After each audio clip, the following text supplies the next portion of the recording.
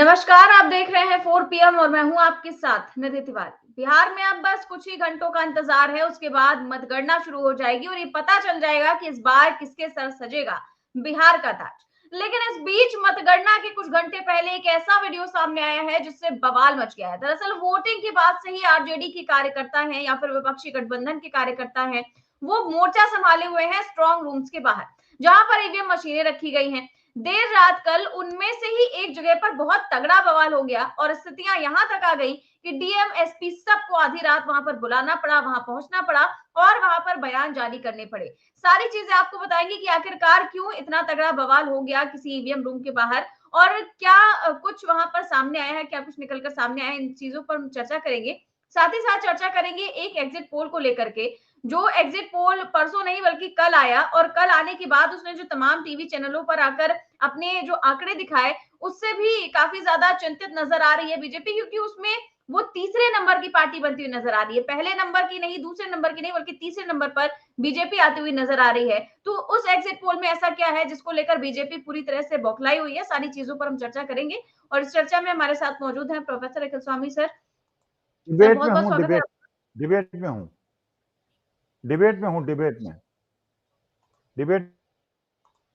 तो सर, जैसा कि आप देख रहे हैं कि सुबह से ही वीडियो काफी ज्यादा वायरल है इसको लेकर के। रोहतास जिले के सासाराम इलाके में आधी रात बक्सों से भरा एक ट्रक ईवीएम स्ट्रॉन्ग रूम की तरफ जाता हुआ दिखाई दिया। आरजेडी के कार्यकर्ताओं का आरोप है कि मतगणना परिसर में एक संदिग्ध ट्रक देखा गया और ट्रक में टीन के बक्से जो है वो लदे हुए थे और मतगणना परिसर में ट्रक के प्रवेश करने पर ही विरोध प्रदर्शन शुरू हो गया।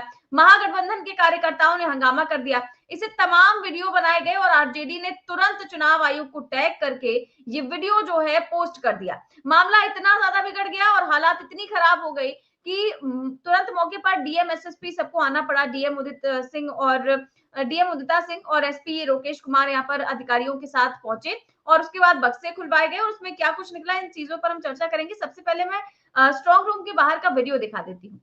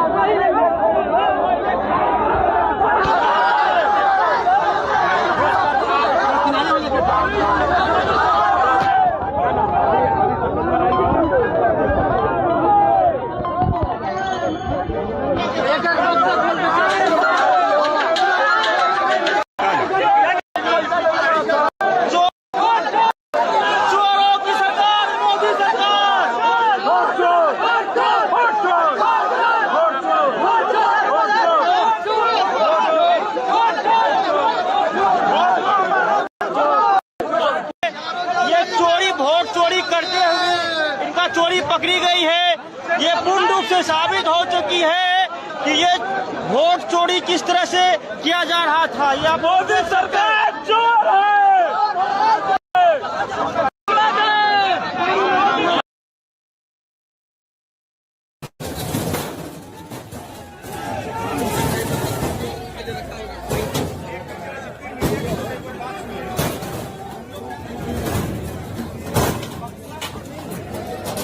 खोलिए उधर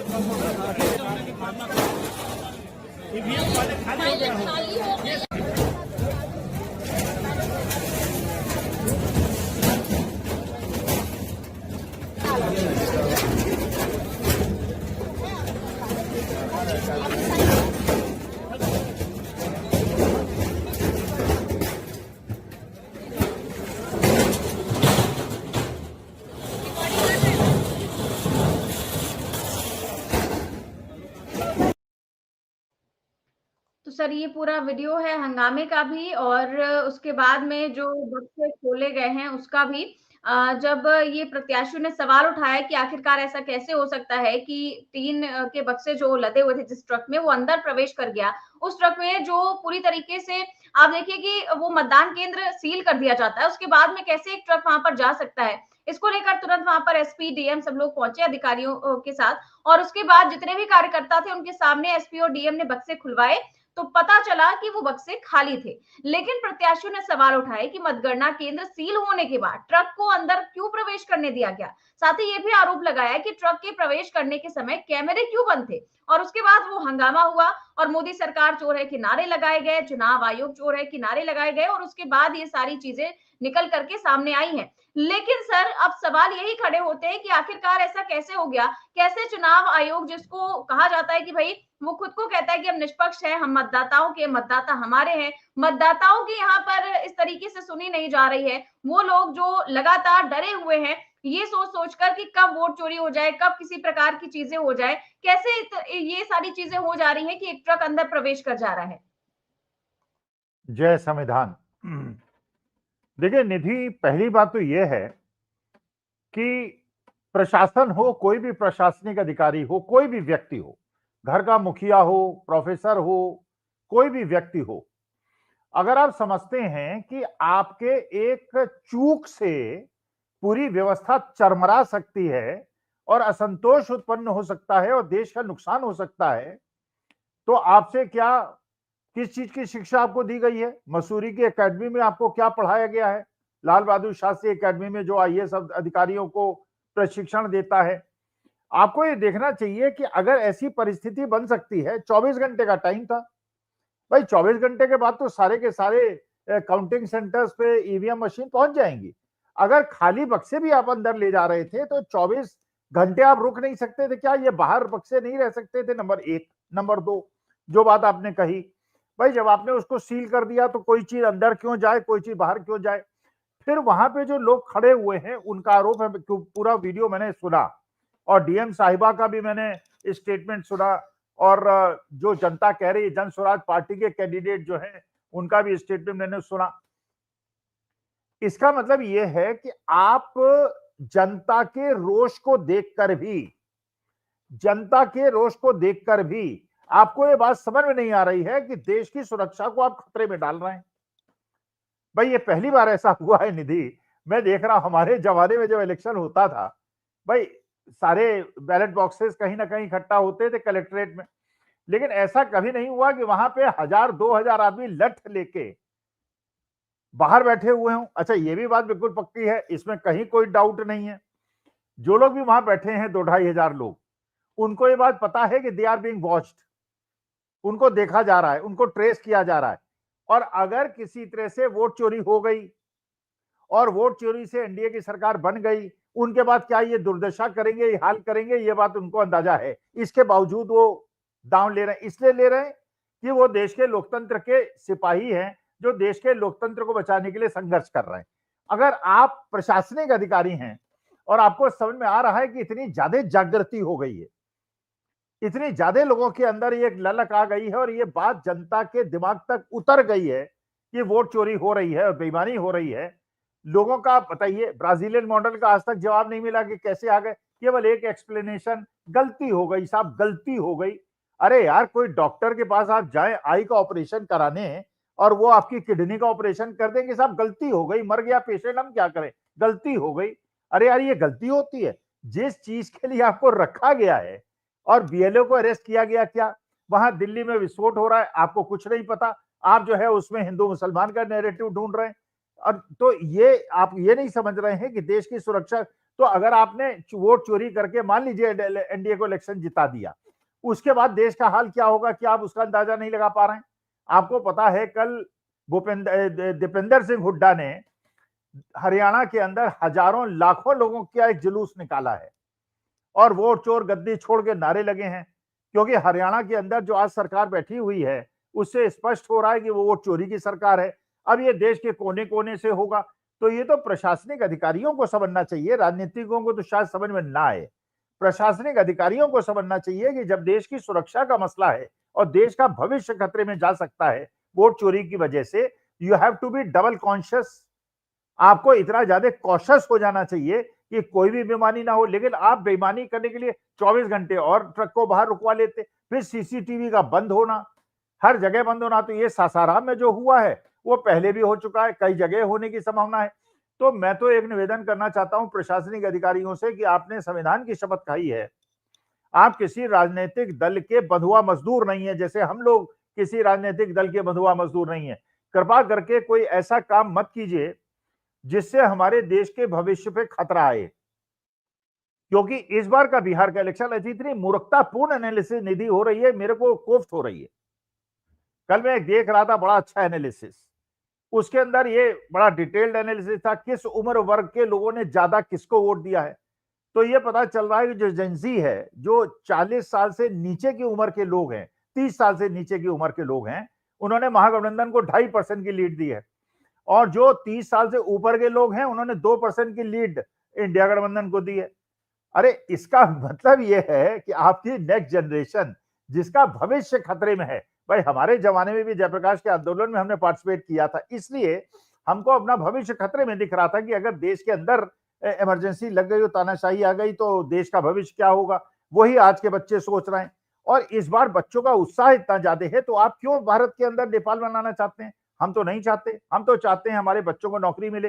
अच्छा, उसके बाद जो आपने 1000 एकड़ जमीन 1 रुपए में दे दी, और जब इंडस्ट्रियलाइजेशन की बात हो रही तो कह रहे हैं बिहार के अंदर जमीन नहीं है साहब, फिर वहां भी कम लोगों को नौकरी मिलेगी, कम तनख्वाह की नौकरी मिलेगी। उससे अच्छा यही एनटीपीसी वाले अगर पावर हाउस बनवा देते झारखंड के अंदर या बिहार के अंदर, हजारों लोगों को नौकरियां मिलती, अच्छी तनख्वाहें मिलती, अच्छी वहां पे ट्रांसपोर्टेशन फैसिलिटीज होती। जैसे आप देखिए जमशेदपुर बना दिया लोगों ने, जब ओएनजीसी का हेडक्वार्टर देहरादून में होता था, देहरादून उन्होंने बनवा दिया। लेकिन अगर बिहार की जनता क्योंकि जागृत हो गई है, बिहार की जनता को यह पता चल गया है, अगर अपने अस्तित्व को बचाना है, अगर अपने प्रदेश के अंदर इंडस्ट्रियलाइजेशन करना है, नौकरी करना, तो देश को एक खतरे की तरफ क्यों प्रशासन झेलने की तैयारी कर रहा था। तो वहां पे अब बक्से खाली निकले, अंदर जब गए तो उसके अंदर क्या था, क्या बक्सों को खाली करके तब उनको बाहर लाया गया? ये संशय पैदा करने की क्या आवश्यकता है, इसमें रिस्क लेने की क्या आवश्यकता है? 24 घंटे उसको रोक सकते थे। तो इसका मतलब यह है कि कुछ प्रशासनिक अधिकारी, शायद, मैं कॉन्फिडेंस के नाम नहीं हो सकता, I don't have the details, लेकिन प्रशासनिक अधिकारी जिसकी शपथ उन्होंने संविधान की खाई है उसके साथ समझौता क्यों कर रहे हैं?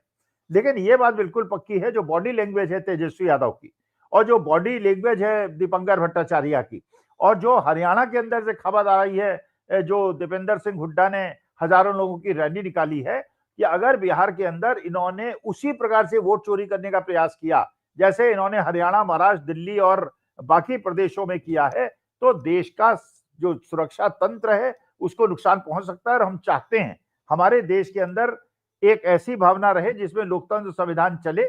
इसलिए मैं वहां के प्रशासनिक अधिकारियों से आज भी निवेदन कर रहा हूं, काउंटिंग में कोई हेर फेर न करें, अगर करेंगे तो उससे देश के अंदर अशांति पैदा हो सकती है, which we don't want to happen in this country. बिल्कुल सर, और इसी पर जो है तमाम पार्टियों ने रात से ही ट्वीट करना शुरू कर दिया। जब चीजें सामने आई, वीडियो सामने आए, तो राष्ट्रीय जनता दल ने लिखा कि कथित तौर पर ईवीएम से भरा हुआ ट्रक सासाराम रोहतास जिला की मतगणना केंद्र बिना किसी पूर्व सूचना और पारदर्शिता के जिला प्रशासन द्वारा क्यों घुसाया गया? ट्रक चालकों को सामने लाए बिना क्यों भगा दिया गया? 2 बजे से यहाँ सीसीटीवी कैमरा के फीड क्यों बंद रहे? पूरा फुटेज जारी किया जाए, ट्रक में क्या है प्रशासन बताए, उस तुरंत स्पष्टीकरण आए, अन्यथा हजारों लोग वोट चोरी रोकने के लिए मतदान केंद्र तक पहुंचेंगे। आगे जो है कंचना यादव ट्वीट करती हैं कि चुनाव आयोग जो अब चोर आयोग बन गया है, होश में आओ, ये ईवीएम से भरा हुआ ट्रक सासाराम में क्यों घूम रहा है? होश में आकर जवाब नहीं दोगे, चोरी करोगे तो समझ लो जनता तुम्हारे होश भी उड़ा देगी। हजारों लोग एक आवाज पर मिनटों में पहुंच जाएंगे। आगे जो है वो कांग्रेस प्रवक्ता है, वो भी बोलते हैं कि रात 3 बजे सासाराम के स्ट्रांग रूम में बक्से से भरी ट्रक आखिर दाखिल क्यों हुई? एग्जिट पोल से माहौल बनवाएंगे, रात में वोट चोरी करवाएंगे, तभी तो फर्जी चाणक्य कहलाएंगे। मतलब इन्होंने ये आरोप लगाया है कि एग्जिट पोल इसीलिए ऐसे करवाए जाते हैं ताकि माहौल बनाया जाए, और फिर जब रिजल्ट आए तो फिर ऐसा बताया जाए कि भाई देखिए एग्जिट पोल्स तो सही साबित हुए हैं। आगे प्रियंका भारती है, वो भी लिखती है कि सासाराम में आधी रात में बक्से से भरा हुआ ट्रक स्ट्रॉन्ग रूम के अंदर घुसा, आखिरकार प्रशासन ने घुसने कैसे दिया, ट्रक चालकों को सामने लाए बिना क्यों भगा दिया गया, 2 बजे से यहाँ सीसीटीवी कैमरे का फीड क्यों बंद रहा, पूरा फुटेज जारी किया जाए, ट्रक में क्या है ये प्रशासन बताए। इसके बाद प्रशासन जब वहां पर पहुंचा, सर डीएम पहुंचे, एसपी पहुंचे, तो जिलाधिकारी जो उदिता सिंह है उन्होंने क्या कहा, उनकी भी बाइट सामने आई है, वो भी मैं सुनवाती हूँ। मिली इस तरह की बात उठ रही है कि बाजार समिति तकिया में ईवीएम से भरा हुआ ट्रक घुसने की सूचना हम लोग को प्राप्त हो रही थी। ये सूचना प्राप्त होने के पश्चात हम लोग के द्वारा हम लोग वहां पहुंचे और वहां पे पाया गया कि एक ट्रक जो है वो बाजार समिति में 759 में घुसा था। उसका पुलिस के द्वारा प्रॉपर चेकिंग करके लॉगबुक एंट्री किया गया था। लॉगबुक एंट्री में उसमें लिखा हुआ था कि खाली बक्सों से भरा ट्रक है। उसके पश्चात वहां पे जो अभ्यर्थी, उनके जो कैंडिडेट्स, उनके जो ऑथराइज्ड वहां पे पर्सनल थे, वो लोग भी उपस्थित थे। उनके समर्थक भी भारी संख्या में वहां उपस्थित थे।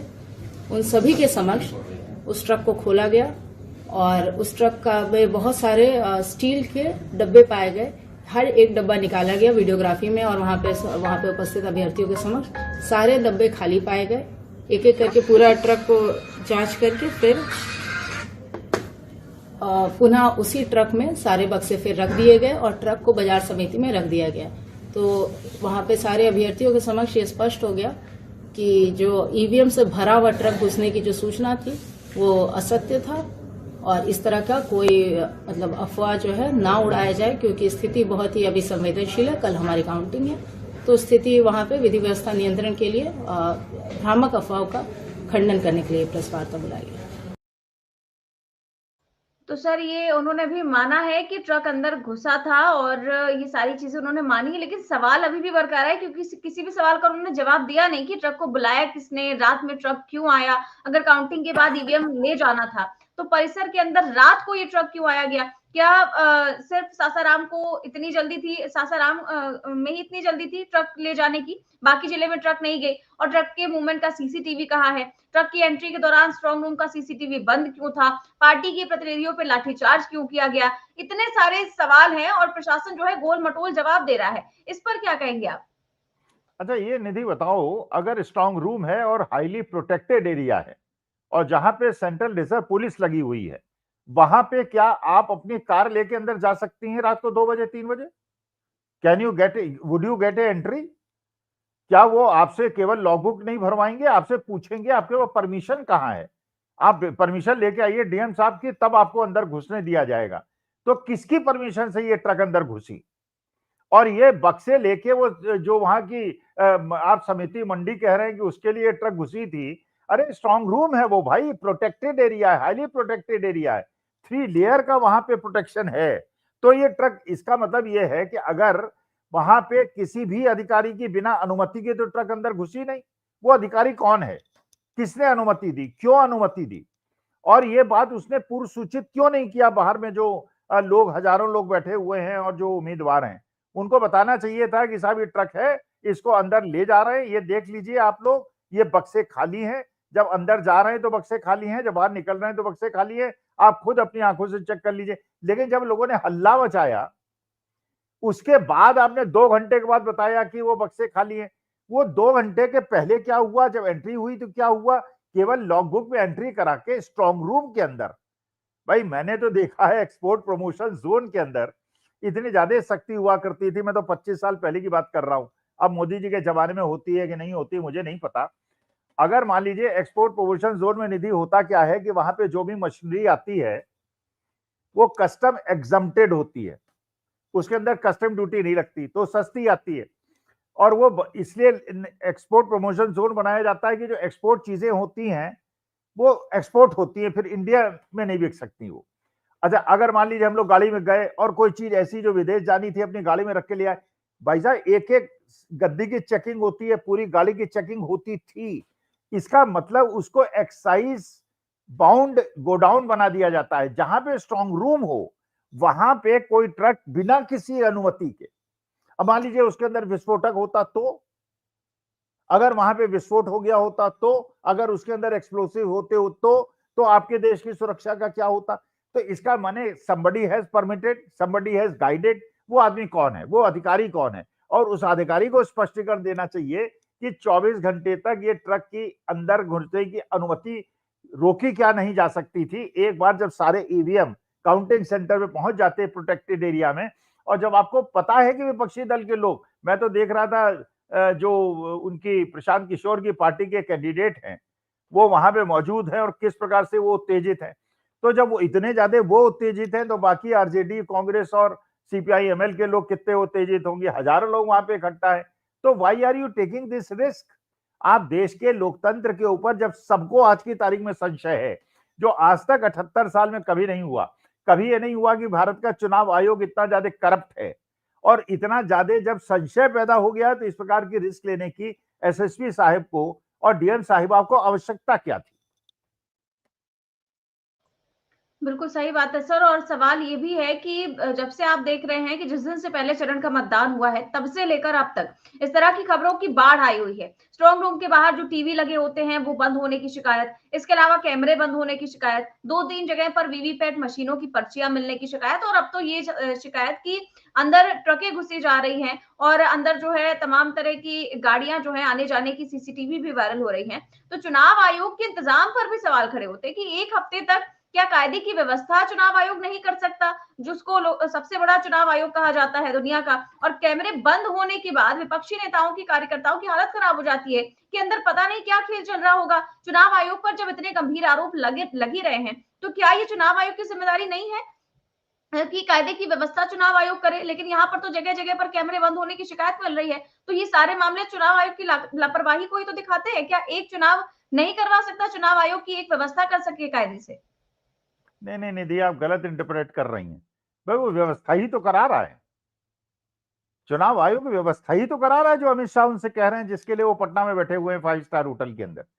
तो जो अपने मालिक का आदेश है, तो यही तो मैं बार बार निवेदन कर रहा हूं कि भैया जो अधिकारी होते हैं, प्रशासनिक अधिकारी, वो किसी राजनीतिक दल या व्यक्ति के उसके गुलाम नहीं होते हैं, वो संविधान और लोकतंत्र के, और उनकी ड्यूटी है कि जो जिसने उन्हें वो बना रखा है, ट्रस्टी हैं वो, उन ट्रस्टी के चीजों का ध्यान रखे। ऐसे ही किस्सा याद आ गया, एक बार घनश्याम दास बिरला, भाई आप जानते हैं कि हमारे देश को बनाने में उद्योगपतियों में जीडी बिरला साहब का बहुत बड़ा हाथ है। एक बार क्या हुआ कि वो अपने जगह 10 मोमबत्ती लगी हुई थी और एक माचिस से उसको जला रहे थे। तो अच्छा, जब 9 मोमबत्तियां जल गई, जब 10वीं जलने लगी तो जो माचिस थी वो बिल्कुल अंत तक चली गई, उनकी उंगली जलने लगी। तो जो उनके माथद लोग खड़े थे, कह रहे हैं बाबू ये क्या कर रहे हैं, आपकी उंगली जल जाएगी, दूसरी तीली ले लीजिए। तो जीडी बिरला साहब ने जो बात कही उसको सबको ध्यान में रखना चाहिए। उन्होंने कहा I am a trustee of public faith. अगर यही बात हर आदमी समझ ले, एक अध्यापक समझ ले कि उसके ऊपर उसके शिष्यों का विश्वास है, इसलिए उसे धोखा नहीं देना है, उसे बेईमानी नहीं करनी है, उसको झूठ नहीं बोलना है। अगर जुडिशियल ऑफिसर्स ये बात समझ लें, दे आर ट्रस्टीज, बड़े पद पे बैठ गए, ऊंचे कद पे बैठ गए, गरीब आदमी आपके यहाँ गुहार जो पंच परमेश्वर में आपको देखने को मिला वही डॉक्टर के साथ है, वही प्रशासनिक अधिकारियों के साथ है। You are a trustee. भगवान ने अगर आपको एक स्थान में बिठाया है, आपके ऊपर उत्तरदायित्व का बोझ है, उसको निभाइए। आपके मालिक जिसकी वजह से आप चीफ इलेक्शन कमिश्नर बने हैं, और मान लीजिए चीफ इलेक्शन कमिश्नर ओब्लाइज्ड है, मान लीजिए उनको एक्सटेंशन मिल गया, उनको कोई केस के उन पे हो नहीं सकता, इसका नया कानून भी बन गया, 5 साल का एक्सटेंशन मिल गया, उनके बच्चों को अच्छी पोस्टिंग मिल गई। लेकिन जो बाकी प्रशासनिक अधिकारी हैं बिहार के अंदर, चाहे पुलिस अधिकारी हो या आईएएस अधिकारी हो या वहां के प्रोविंशियल सिविल सर्विसेज के अधिकारी हों, उनको ये समझना चाहिए, उनको तो नौकरी पब्लिसिटी कमीशन ने दी है, उन्हें तो चुना गया है अधिकृत रूप से, और इसलिए चुना गया है, संविधान की शपथ दिला के चुना गया है कि आप जनता के ट्रस्ट के साथ धोखा नहीं करेंगे। तो आप ये अमानत में ख्यानत क्यों कर रहे हैं? ये बात सोचना चाहिए ना अधिकारियों को। तो अगर आप ये सोचिए कि क्योंकि किसी ने मुझे उपकृत किया है इसके लिए कोई मैं बेईमानी करूंगा, तो इसका माने आप अपने कर्तव्यों को, इससे अच्छा तो पाकिस्तान का वो चुनाव अधिकारी था जिसने पुलिस थाने में जाके अपना कन्फेशन दे दिया कि मैंने बेईमानी की है, मुझे जेल भेज दीजिए, और जेल चला गया। अरे इतना तो आदमी को अपने अंदर या हाथ में परीक्षण करना चाहिए, सोचना चाहिए कि जिस चीज के लिए इतनी सारी जनता, रोती हुई जनता, आंखों में आंसू ली हुई जनता, परेशान जनता, तो कैसे लोग ऐसा कर लेते हैं कि गरीब आदमी उसके सामने आता है और उसके बाद ऐसा उससे घूस ले लेते हैं, उसको मेला ट्रीट करते हैं, उसे कानूनी अधिकार नहीं देते, जो मेरे साथ भी हो रहा है लीगल कंस्ट्रक्शन में। तो ये मानी बात है कि सरकारी अधिकारी अपने जो उत्तरदायित्व हैं और अपने जो कर्तव्य हैं उसका निर्वहन नहीं कर रहे हैं, इसीलिए दुर्दशा बची हुई है। हमारे देश के अंदर जितना गौरव है, जितनी प्रतिभा है, अगर ये सरकारी अधिकारी और ये तंत्र अगर ईमानदारी से काम करने लगे तो हमारे देश को एक महान देश बनने से कोई नहीं रोक सकता। बिल्कुल सर, लेकिन अगर करें तब ना, और इसको लेकर जो है तमाम जो विपक्षी गठबंधन की पार्टियां हैं वो अब सवाल ही नहीं उठा रही हैं, बल्कि अपने लोगों को सतर्क भी कर रही हैं। और इस पर पप्पू यादव ने एक वीडियो जारी किया है, वो मैं दिखाती हूँ। तो महागठबंधन की सरकार बनना तय है। 2000, 4000, 1500, 3000 तक ये बदमाशी करेंगे। आप जो उम्मीदवार हैं बाहर में अपने अपने फॉलोअर्स को मजबूती से रखेंगे। करो मरो का ये चुनाव है, मरता क्या नहीं करता। अंजाम जितना भारी हो परवाह मत कीजिएगा। जी के क्या करना है जब हम अपने अधिकार की हिफाजत नहीं कर पाएंगे। कब तक इन दरिंदों के हाथ पीसते रहेंगे।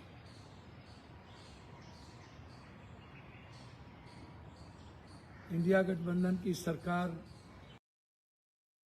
तो सर पप्पू यादव कह रहे हैं कि अगर बेईमानी ना हो तो इंडिया गठबंधन की सरकार बननी तय है। और आप देखिए सर, कल परसों तो सारे जो एग्जिट पोल आए उन पर हमने चर्चा की, लेकिन एक एग्जिट पोल आया है जो उनसे थोड़ा अलग, या आप कहें कि बहुत ही ज्यादा इसमें मामला कांटे का है। कुछ भी हो सकता है इस एग्जिट पोल के मुताबिक, और ये एग्जिट पोल है एक्सिस माई इंडिया का। एक्सिस माई इंडिया ने एक ऐसा एग्जिट पोल दिया जिसको देखकर सबसे ज्यादा दर्द अगर किसी को हुआ होगा तो बीजेपी है, क्योंकि एक्सिस माई इंडिया का पोल एक दिन लेट आता है, क्योंकि इनका कहना है कि हम पूरे आंकड़े आने के बाद ही जो है इसका एनालिसिस करते हैं। तो एक्सिस माई इंडिया के हिसाब से एनडीए का जो वोट शेयर रहेगा वो जो है 43% है, जबकि जो महागठबंधन है उसका वोट शेयर 41%, यानी कि 2% का अंतर है। लेकिन सीटों में बड़ा उलटफेर है, क्योंकि एक्सिस माई इंडिया के एग्जिट पोल में तीसरे नंबर की पार्टी बनी है बीजेपी।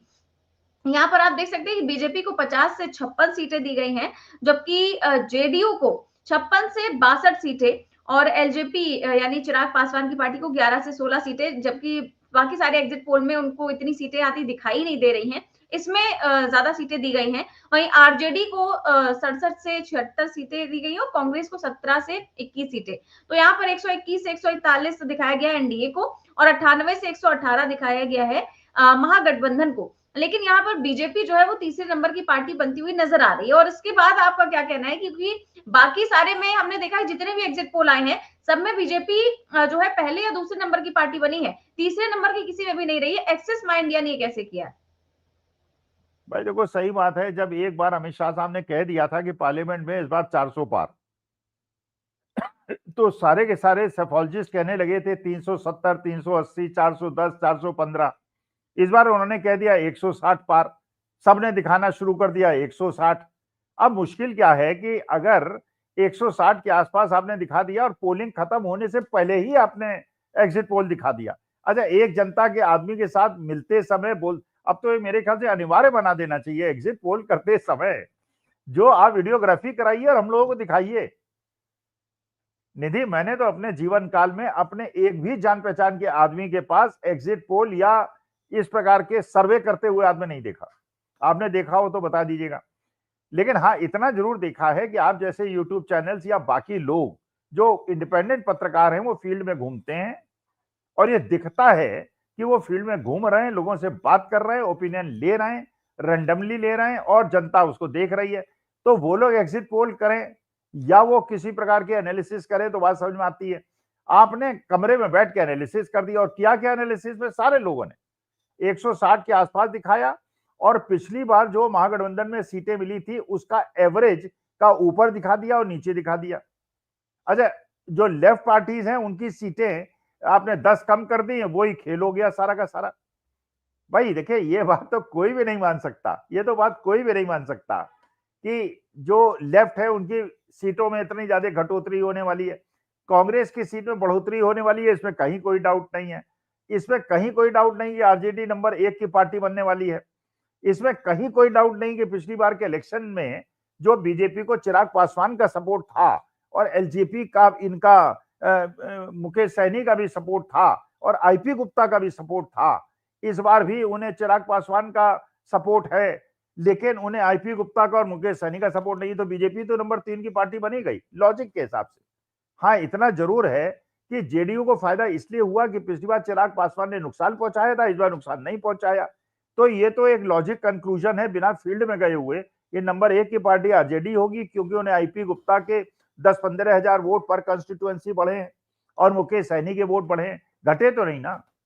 फिर उसके बाद जो रविदास समाज के राजेश राम बने हैं, तो रविदास समाज के जो 5-6% वोट हैं उन्होंने भी जो पासवान समाज के 5-6% वोट हैं उनको, और इस बार जो एक्स्ट्रा फैक्टर है ये जो लेडीज ने वोट दिया, लेडीज ने ज्यादा वोट दिया, माने जेडीयू को जिताया, ये भी वाहियात चीज है। अरे यार एक चीज निधि तुम बताओ, तुम्हारे परिवार के अंदर, मेरे परिवार के अंदर, तो हमारा जो घर का बच्चा होता है, जो 19-20 साल का बच्चा है, परिवार में उसका ज्यादा प्रभाव होता है, 50 साल की माँ का प्रभाव होता है?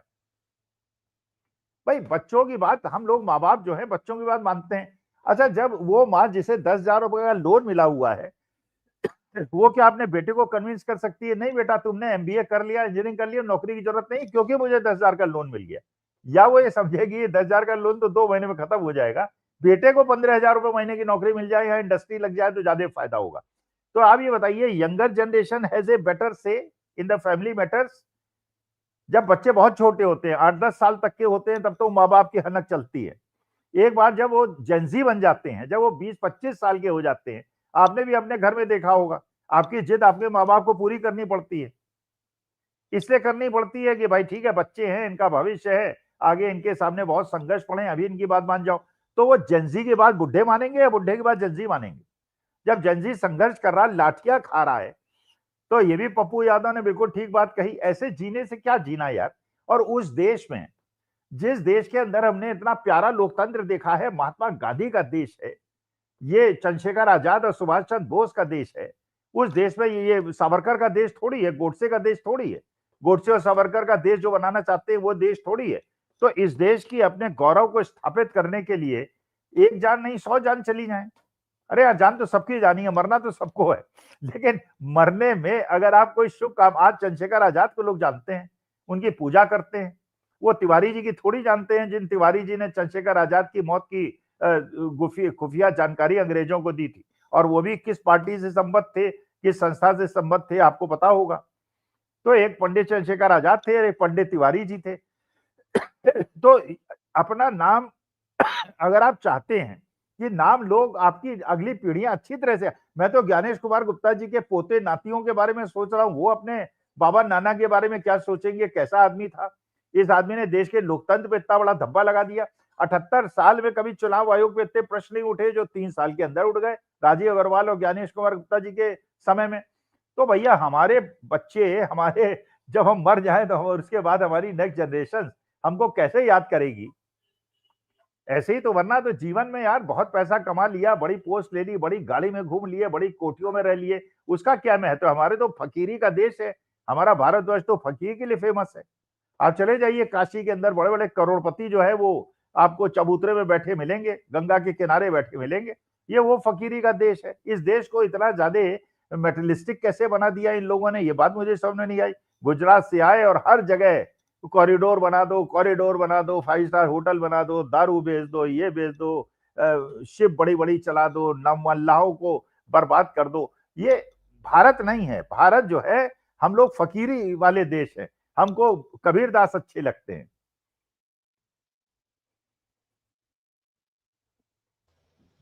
बिल्कुल सही बात है सर, और इस बात का ध्यान मुझे लगता है कि चुनाव आयोग को रखना चाहिए कि अब कम से कम 1 दिन का ही वक्त बचा है, तो आज रात किसी भी प्रकार का ऐसा वीडियो सामने ना आए जैसा कि कल रात को सामने आया, जब कुछ ही घंटे बाकी हैं मतगणना को, और कल सुबह 7 बजे से सारी चीजें शुरू हो ही जाएंगी, 7-8 बजे से, और उसके बाद देखते हैं कि क्या नतीजे निकलकर सामने आते हैं। बहुत बहुत शुक्रिया आपका आज की चर्चा के लिए।